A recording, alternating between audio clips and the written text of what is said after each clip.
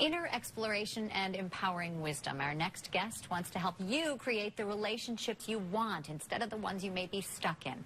Her book is called Choosing Me Before We.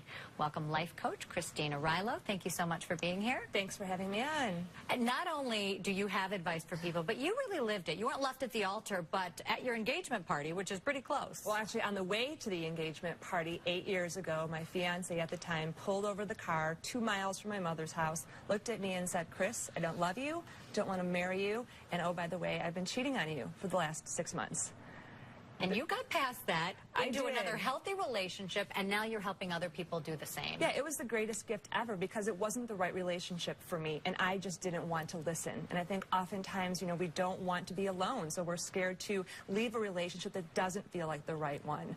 And that's what you talk about a lot in this book, about being honest. Being honest with yourself, not only about the relationship, but about who you are and who you want in a partner. Yeah, and you have to know what you want out of your life before you ever think about who the partner is, right? Because you only have a relationship because it makes your life better. When we talk about relationships, I think often we know that there is a give and take. We have to make some sacrifices. Yet you in the book say sacrifice is not mandatory. No, I think your relationships are about flexibility, right? Like give and take, but it's not about compromising what's truly important to your heart and to your soul.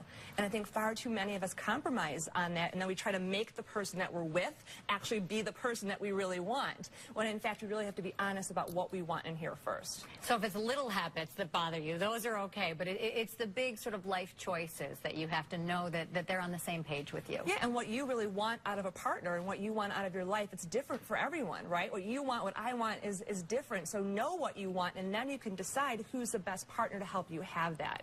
It's hard, I think, though, sometimes to look in the mirror and figure out, what do I want? It's hugely hard. I mean, as 21st century women, it's great. We can do anything, right? Now we can be great moms, we can be career women, we can be super fit yoginis, whatever, but now we feel the pressure to do everything. And so we're so busy, we're so stressed out that we never stop and say, what's the life I really want?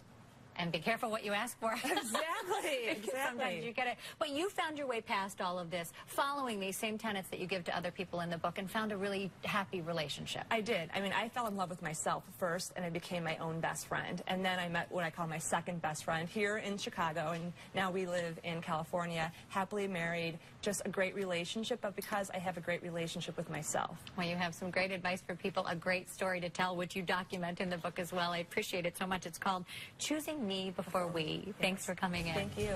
For more information, there is a website. It's called mebeforewe.com, or check out our website, WGNTV.com/midday, and we'll link you right up there.